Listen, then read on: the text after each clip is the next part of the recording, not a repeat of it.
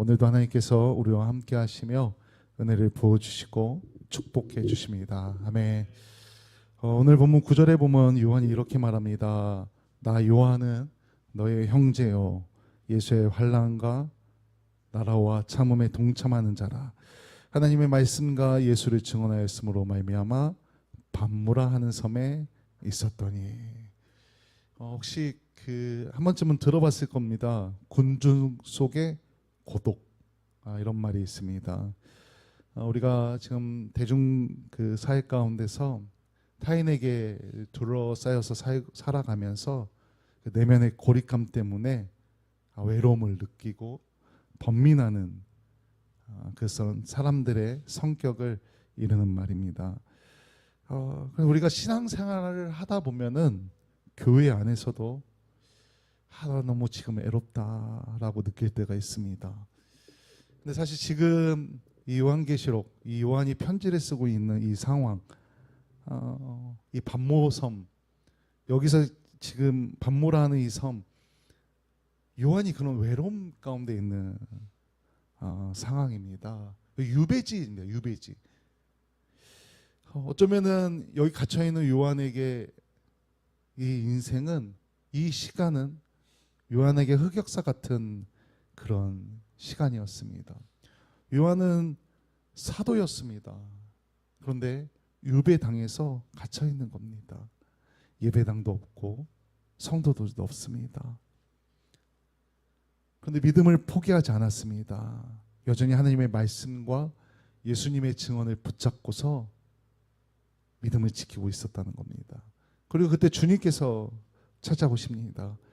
성령으로 감동된 요한은 나팔소리 같은 큰 음성을 듣습니다. 우리가 신앙생활 하다 보면은 이 반모섬 같은 거기서 혼자 있는 그런 외로움을 느낄 때가 있습니다. 그런 순간이 있다는 겁니다. 그런데 그럴 때 우리가 믿음을 지키면 우리 주님께서 우리를 찾아오신다는 것입니다. 우리가 비행기를 탈 때 핸드폰을 비행기 모드로 바꾸지 않습니까? 비행기 모드로 바꾸면은 아무 연락도 받을 수 없습니다. 딱 차단이 됩니다. 근데 만약 그때 메시지가 왔다고 생각해 보세요. 얼마나 깜짝 놀라겠습니까? 우리가 이게 무슨 일인가 하고 막 고립된 상황인 겁니다. 아무하고도 연락할 수 없는 그 상황에, 외로운 상황에 주님께서 찾아오셔서 음성을 들어주셨다고 생각해 보십시오. 얼마나 기쁘고 감사하고 내 삶에, 내 안에 얼마나 큰 은혜가 넘치겠습니까? 우리 성도님들이 그 외로운 자리에 있다면은 찾아오신 그 주님의 음성을 듣고 주님과 동행하는 그 주님의 임재하심을 체험하는 그런 믿음의 삶이 되시길 소망합니다. 아멘. 성령님의 임재하심과 음성을 들은 요한이 뒤를 돌아봅니다. 7 금초대를 봅니다. 오늘 20절 후반부에 말하지만 그 금초대는 7 교회를 상징합니다. 그리고 이 촛대 한가운데 주님이 서 계셨습니다. 이 장면은 요한에게 너무나 큰 힘이 되는 겁니다. 우리가 보통 교회를 생각할 때 건물을 먼저 떠올립니다. 근데 주님은 사람들 한가운데 서 계신 겁니다. 예수님은 교회를 어떤 그냥 단 집합소가 아니라 예수님 자신이 거니시는 그 공간으로 보고 있다는 겁니다.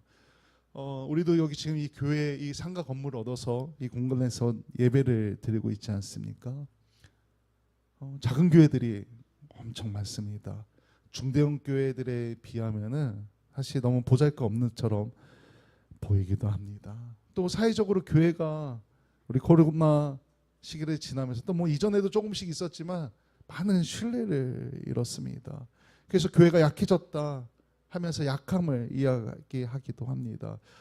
제가 지난주에 월화수 3일 동안 정동제일교회에서 주최하는 3040 목회자 부부 리트릿, 부부 세미나에 다녀왔습니다. 장흥교회 목사님들 30대 40대 장흥교회 목사님들이 모여서 좀 쉼을 얻고, 그래서 좀 타이트한 그런 일정이 아니라 좀 여유로운 일정 가운데 또 강의도 외부 강사가 와서 하는 게 아니라 그 작은 교회 목사님들이 돌아가면서 자기의 그 교회 이야기를 하면서 좀 회복하는 시간, 용기를 얻고 소통하고 교제를 그런 나누는 시간이었습니다.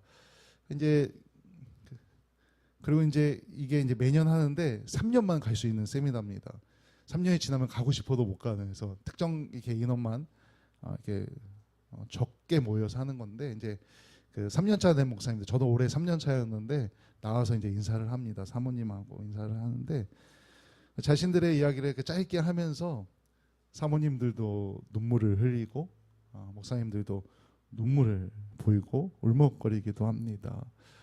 또 그 외에도 시간에도 자기의 삶을 고백하면서 좀 그렇게 좀 힘듦이나 어려움을 이야기하면서 눈물을 흘리는 사모님들, 목사님들이 있었습니다. 감사한 건 그 짧은 시간 동안 회복되고 힘을 얻고 용기를 얻고 다들 돌아갔다는 겁니다. 그래서 또 오고 싶은데 3년만 오라 그래서 내년부터 이제 못 가는 그런 세미나기도 합니다. 약해 보이고 어려워 보이고 힘들어 보이는 그런 교회들을 향해서, 그런 성도들을 향해서 오늘 본문 13절을 통해 보면은 우리 주님께서 이렇게 말씀하십니다. 내가 촛대 사이에 서 있다. 어떤 상황에서도 우리와 함께 하시고 우리를 바라보고 있다는 것입니다. 우리 주님은 우리가 예배 드릴 때만 우리와 함께 하시는 것이 아닙니다. 우리가 기도할 때만 우리와 함께 하시는 것이 아니라는 겁니다. 언제나 어디서나 항상 우리와 함께 하시며 우리와 동행하여 주신다는 것입니다. 혹시 교회 안에서 실망을 얻었다면 사람 대신 주님을 바라보길 소망합니다. 교회가 주님의 촛대임을 기억한다면 그 촛대 사이에서 우리를 바라보시는 주님의 사랑을 먼저 우리가 체험해야 한다는 것입니다. 사람을 보면 실망할 수 있지만 그 사이에서 우리를 바라보고 계신 예수님과 눈을 맞춘다면 그 실망은 뒤로 하고 주님만 바라보며 우리가 나아갈 수 있다는 겁니다. 우리의 시선을 이 외관이 아니라 예수님을 향한다면은 우리가 믿음을 지키고 그 자리를 지킬 수 있다는 겁니다.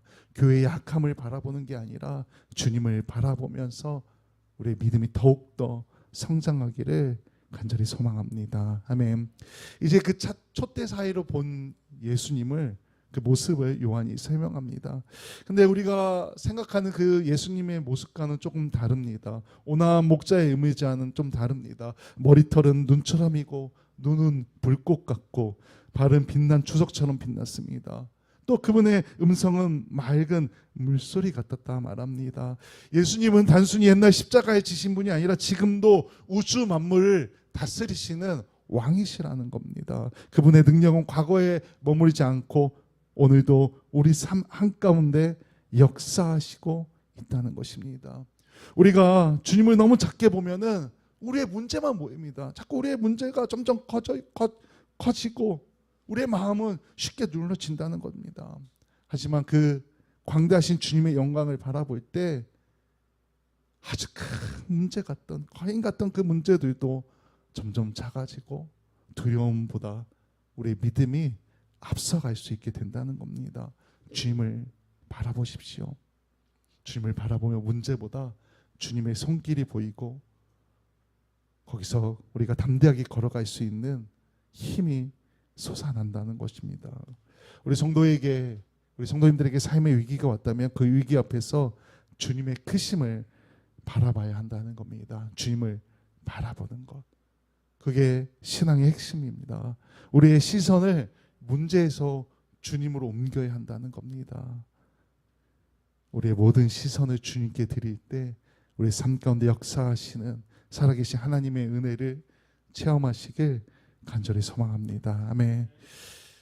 주님을 마주한 요한은 쓰러집니다. 17절에 보니까 죽은 자 같이 되매라고 표현합니다. 이건 그냥 단순히 놀랐다는 표현이 아닙니다. 하나님의 거룩 앞에서 인간이 감당할 수 없는 무게를 느낀 순간입니다. 그러나 예수님은 요한을 두고 보지 않으시고 친히 다가와 오른손을 얹으셨습니다. 그러면서 말씀하십니다. 우리 17절, 18절 말씀은 같이 읽어보겠습니다. 같이 읽어봅니다. 시작. 내가 볼 때 그의 발 앞에 엎드려 저 죽은 자 같이 되매 그가 오른손을 내게 얹고 이르시되 두려워하지 말라 나는 처음이요 마지막이니 곧 살아있는 자라. 내가 전에 죽었었노라 볼지어다 이제 세세토록 살아있어 사망과 음부의 열쇠를 가졌느니. 아멘. 예수님은 그저 단순히 두려움을 없애주시는 위로자로 끝나지 않습니다. 위로와 함께 우리를 일으켜 세워주시고 다시 걸어가게 해주시는 분입니다. 그래서 요한에게 이렇게 말씀하십니다. 우리 19절 말씀으로 같이 읽어봅니다. 19절 말씀도 같이 읽습니다. 시작. 그러므로 내가 본 것과 지금 있는 일과 장차 될 일을 기록하라. 아멘. 사명을 주신 겁니다. 쓰러졌지만 다시 일으켜 세우시고 사명을 주십니다. 사명은 어떤 특별한 사람들에게만 주어지는 것이 아닙니다. 목사, 선교사에게만 주는 사명이 아닙니다. 그들만 사명자가 아닙니다. 예수님을 믿는 순간 성도인 우리 모두가 사명자라는 겁니다. 오늘 여기 함께 예배하는 한 분 한 분 모두가 하나님께서 부르신 사명자라는 겁니다. 그리스도를 만난 모든 이가 부르심을 받은 것입니다. 학교에서, 직장에서, 가정에서, 내가 있는 곳에서, 심지어 지금 이 시대에는 유튜브나 SNS나 그런 거기에 올리는 작은 글이나 영상, 대화 속에서도 우리는 복음의 증인으로서 살아가도록 부르심을 받은 것이라는 겁니다. 특별히 우리 요즘 얼마나 그 핸드폰을 끼고 삽니까? 혹시 거기다 글을 하나 남길 때도 믿는 사람은 조심스럽게 남겨야 된다는 겁니다. 복음의 말을, 사랑의 말을 남겨야 한다는 것입니다. 오늘 이 시간 말씀을 통해서 우리 주님께서 우리 어깨에 손을 얹으시고 이렇게 말씀하십니다. 두려워 말라. 나는 처음이요 마지막이다. 너는 내 손에 있다. 이제 일어나 내가 맡긴 사명을 다시 붙잡아라. 주님께서 우리에게 손을 얹고 말씀하시고 있다는 겁니다. 우리 성도님들이 있는 그 자리가 바로 주님께서 보내신 사명의 현장입니다.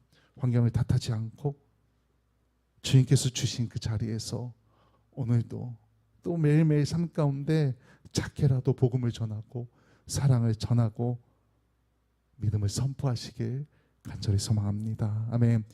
요한계시록의 메시지는 복잡하지 않습니다. 우리 계속해서 이제 요한계시록 말씀을 끝까지 할 텐데, 요한계시록은 그냥 예수님은 이미 승리하셨고 교회는 그 승리에 동참한다는 말씀을 계속해서 하고 있는 겁니다. 예수 그리스도를 강력하게 알려주는 말씀이라는 것입니다. 세상은 교회를 약하게 볼 수 있습니다. 그러나 교회는, 성도는 이미 승리가 확정된 팀이라는 것입니다. 승리가 이미 확정됐다는 겁니다. 우리가 성도로서 살아가지만 자꾸 흔들리는 것은 우리가 자꾸 현실을 봐서 그렇습니다. 알파와 오메가 되신 주님을 바라봐야 합니다. 우리의 시선이 주님께 가 있어야 된다는 겁니다. 우리 예수님은 역사의 시작과 끝이십니다. 교회의 주인이십니다. 현재도 미래도 주님 안에 완전하게 있다는 것입니다. 성도는 주님께 시선을 고정해야 합니다. 교회 문제보다 교회 가운데 계신 주님을 바라봐야 합니다. 사람이 아니라 주님을 바라봐야 합니다. 우리 주님께서 오늘도 우리 교회, 우리 성도님들의 그 삶 가운데서 그 가운데 서서 말씀하십니다. 두려워 말라. 나는 처음이요 마지막이라. 과거 요한에게 임했던 이 놀라운 말씀이 이제 오늘 우리 성도님들에게 주님께서 하신 말씀이 되어서 우리 여기 함께 예배하는 모든 분들에게 주님께서 주시는 은혜와 평안이 넘치시길 주님의 이름으로 간절히 축원합니다. 아멘.